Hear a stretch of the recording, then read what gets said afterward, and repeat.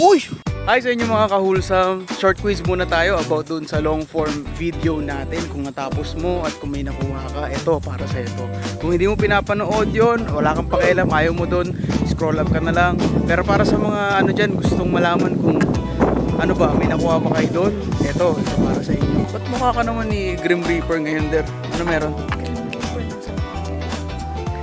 So kuha kami ng sampalok habang nangunguha, habang naglalakad.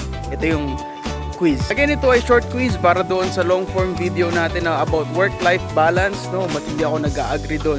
Panoorin nyo muna, ililink ko dyan sa comment or sa description. Number 1 to 3. No, ready nyo yung ano nyo, pagka-type nyo, tsaka kung may ballpen kayo. Bawal erasure ha. In 1817, someone proposed that workers should have 8 hours for blank, blank, and blank.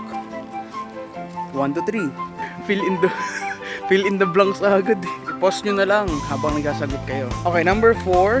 T or F, true or false. So, lagay nyo na lang dyan kung T. Sulat nyo na lang. Or F, capital. Hindi naka, lowercase. Number 4. Work-life balance does not care about your circumstances regardless of priorities in life. Number 4. True or false. T or F. Number 5 to 6. We should treat work-life balance as a blank. An idea, pero hindi siya yung blank life. Again, number 5 to 6. We should treat work-life balance as a blank. Fill in the blanks. An idea, pero hindi siya yung blank life. Aso niya daw eh.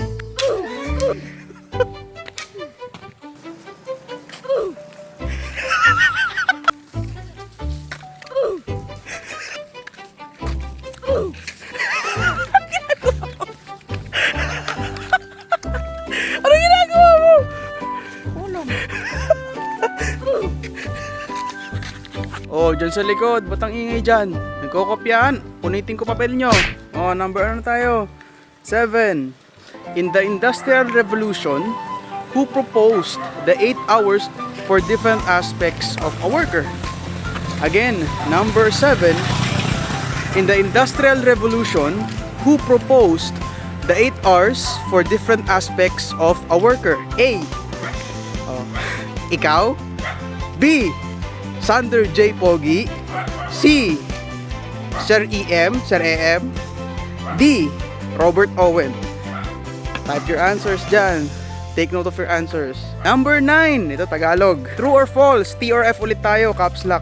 Magandang ikumpara ang experiences ng iba sa sarili. Kasi healthy yun. Para matignan kung tama ba ang work-life balance na ginagawa mo. Again, number 9. Oo nga, ito na. Uulitin na. Ano ba yan? True or false? T or F? Magandang ikumpara ang experiences ng iba sa sarili.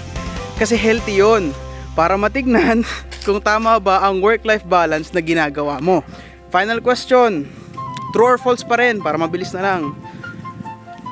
T or F ha? Caps lock. Wala kang buhay at halaga kung wala kang work. Again, number 10. True or false? Wala kang buhay at halaga kung wala kang work. Finish? Na-take note nyo na yung mga sagot nyo. Oh, ito na yung mga sagot. From 1 to 10. Self-check na lang kayo. Oh, nakailan? Pasado ba? Tingin mo, Der, yung sa quiz na yun, nakailan ka? Ba't naman 0? Di mo ba napapanood yung video? Hindi. Yan ang sinasabi ko sa inyo eh. Panoorin nyo na. Tapos na makuha ang sampalok. So yun lang, chat nyo na lang, i-comment nyo na lang dyan sa baba kung nakailan kayo.